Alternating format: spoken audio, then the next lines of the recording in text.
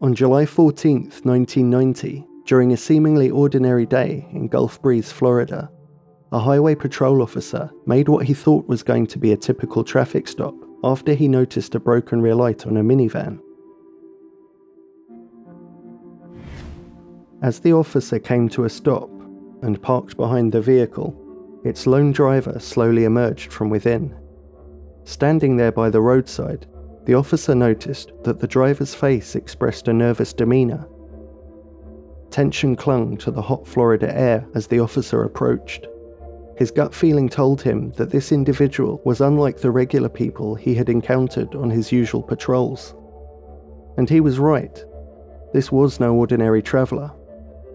Through police database checks, the driver was identified as Private First Class Michael Hochstadt, a soldier from the 701st Military Intelligence Brigade.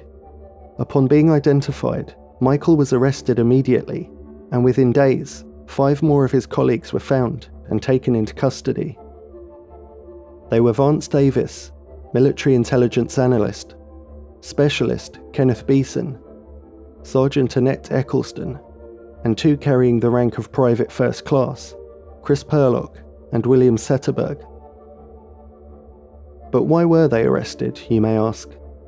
Well, these 6 individuals, once dedicated defenders of their nation, were fugitives.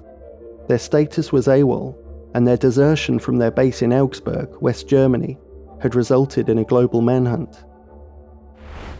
The early 1990s marked the end of the Cold War, and during those days, the USSR was facing its imminent collapse, and would eventually do so in 1991.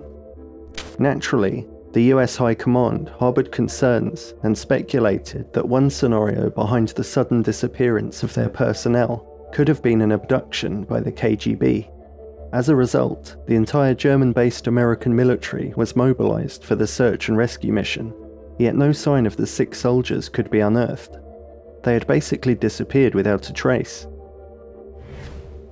On July 9th, law enforcement agencies worldwide received a cautionary alert, heightening their awareness of the group as they were regarded as potential threats and defectors.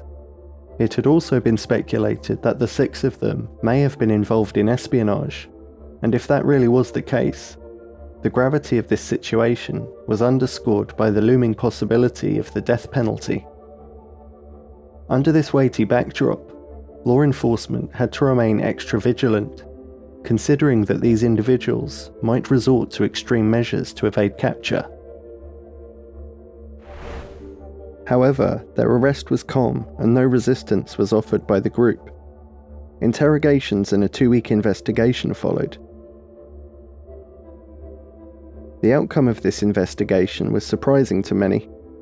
In what was basically a gentle reprimand, the 6 were honourably discharged with just some minor disciplinary measures, including demotion and the forfeit of half a month's pay.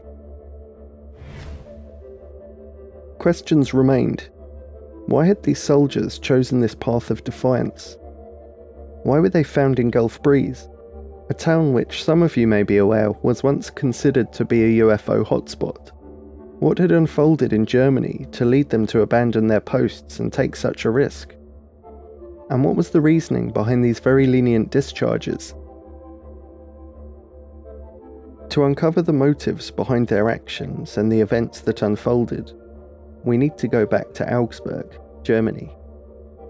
Field Station Augsburg was the largest of nearly 20 field stations positioned strategically around the world by the United States Armed Forces during the Cold War, and this is where it all began back in November of 1989.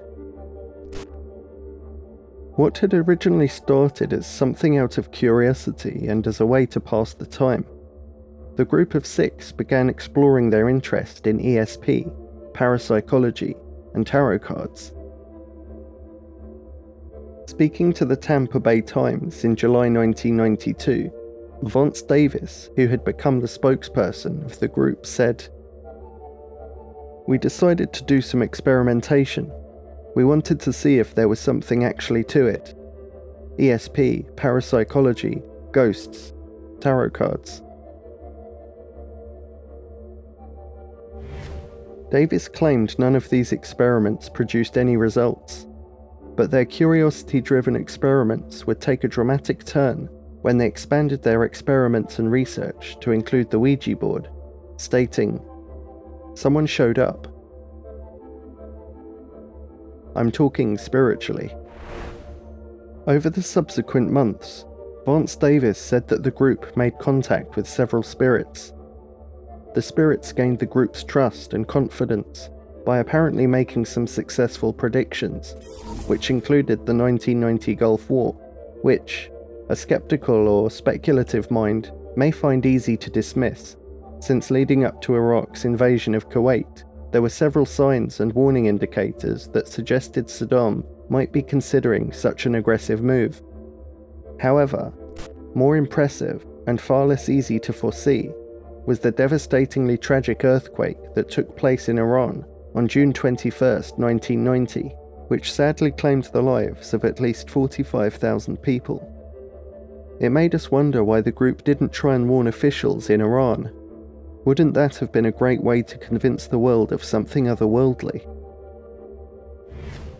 Between that November in 1989 and April 1990, the group meticulously documented a series of astonishing predictions conveyed to them by the spirits, and we'll look at those towards the end of the video. These prophecies, totaling 85 in number, were gathered over the course of 8 sessions. In an interview with the TV show Sightings, Vance Davis said, "All of our predictions were documented. The military confiscated all of our written notes after we were captured 2.5 years ago. So the government knows that our predictions are extremely accurate, but for them to admit that publicly, of course, is a different matter." In the course of one Ouija board session, the spirits guided the group to establish contact with a woman named Gabrielle, who was based in Munich. The spirits asserted that she held information about UFOs and the presence of aliens on Earth. Remarkably, the group's efforts led them to Gabrielle, who apparently did supply them with the documents related to extraterrestrials. By the end of May, the group were told by the spirits they should get out of the military due to the foreseen significant events that were going to take place in the next 5 years. And as Davis put it, being in the service would not help us grow and become what we were supposed to become. Davis went on to make some pretty crazy sounding claims, saying that the spirits told them that their purpose was to prepare people for the coming chaos. "This will be the changing of the earth, and Jesus is involved," he added.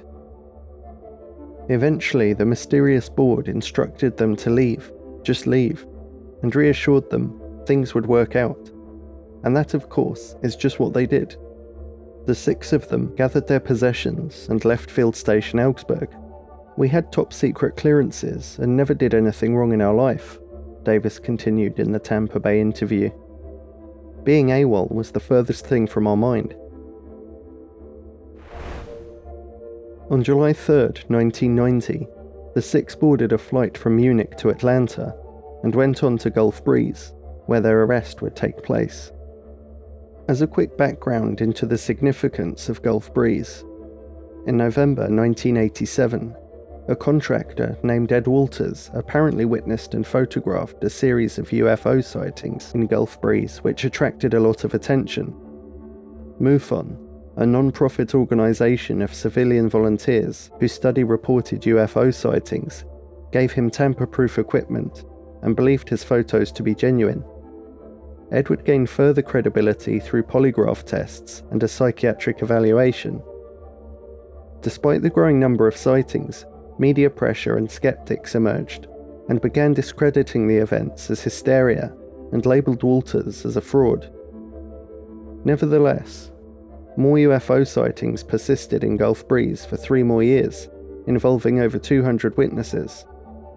I personally remember seeing Ed's photos over 30 years ago, and I remember being amazed by them.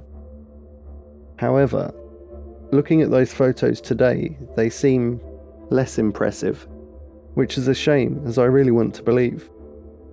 Anyway, This brings us up to speed, and as you know, the 6 were arrested, but eventually released.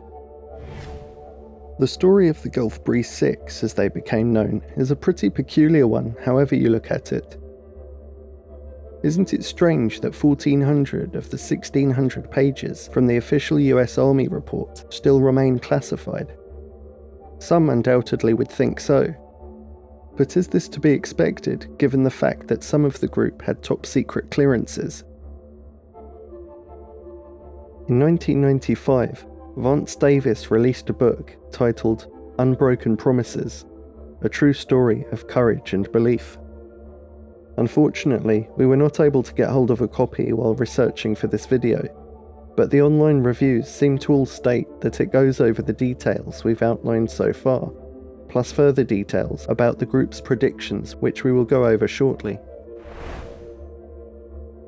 One of our theories that came up while discussing this case is that the Gulf Breeze 6 simply shared a delusion. It's rare, but it does happen. Otherwise known as a folie à deux, French for madness by two, it's a disorder characterized by sharing a delusion among 2 or more people in a close relationship. The inducer, who has a psychotic disorder, influences with delusions another non-psychotic individual based on false and surreal beliefs. Stress and social isolation appear to be the 2 main triggers. Could it be possible that on that base in Germany, thousands of miles far from home, that's what these 6 people experienced? Although the exact causes of shared delusional disorder remain unknown, people who are socially isolated together tend to become dependent on each other, leading to an inducer's influence on those around them. Neurology's favourite word is deficit, and in most mental disorders, the sufferer totally loses the emotional, the concrete, the personal, and the real. As British neurologist Oliver Sacks explains in his genius book, The Man Who Mistook His Wife for a Hat, a man can lose himself and cannot know it, because he is no longer there to know it. He's not even fighting. He does not know what is lost. So who is more tragic, or is more damned? The man who knows what is lost, or the man who does not? Can a man be desouled by disease? While it does seem that a shared delusion is a possible explanation for the case of the Gulf Breeze 6, you still have to wonder if there really was more to it than mere delusion. Have you ever heard of the Stargate project? Just briefly, the Stargate project was a classified US government program that aimed to investigate and eventually utilize psychic phenomena for military and intelligence purposes. It was active from the 1970s and through the 1990s. The primary goal of Operation Stargate was to harness the supposed psychic abilities of individuals for espionage and intelligence gathering.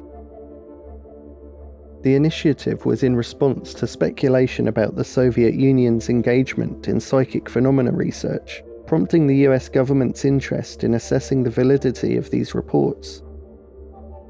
Researchers within Operation Stargate concentrated on diverse aspects of psychic phenomena, with a particular emphasis on remote viewing. This practice involved individuals asserting the ability to perceive or collect data about distant or concealed targets using extrasensory perception. So could the collective focus of the members of the Gulf Breeze 6 somehow have triggered a mysterious source of psychic insight, akin to the clandestine experiments of the Stargate project? Driven by curiosity and a shared determination to glimpse into the future, they eventually experimented with the Ouija board and believed that spirits were the source of the predictions. But is it possible that it was not the board itself, but the synergy of their collective intent that held the key to unlocking enigmatic forces? Perhaps it was a mix of both, or neither. Maybe it really was just delusion and coincidence. Given that these predictions were written over 30 years ago, we can go back and see how many of them have come to pass so far. On On unbelievablefandom.com, a compilation of the 85 predictions has been listed. So let's take a look.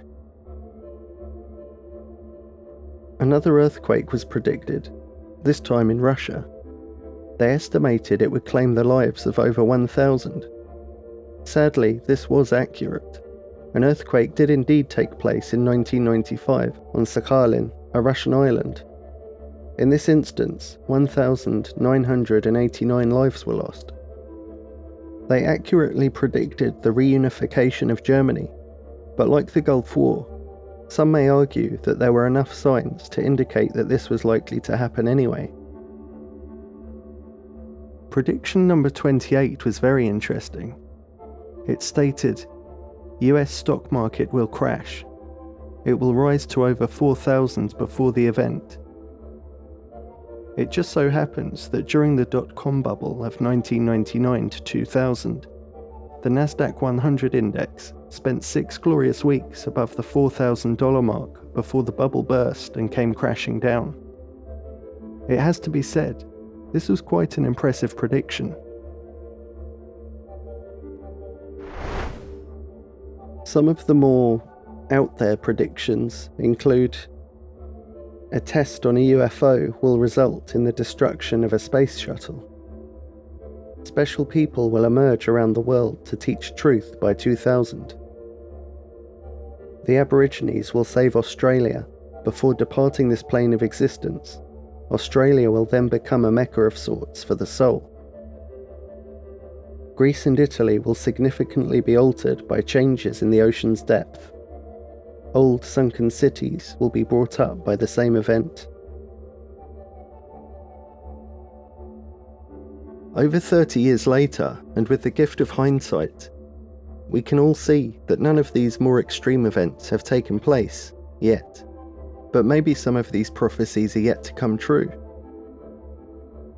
Skeptics of this case will say that the correct predictions were obvious, or that the group had inside information. They may also point out the fact that if you make enough predictions, some are bound to come true, and these are fair points.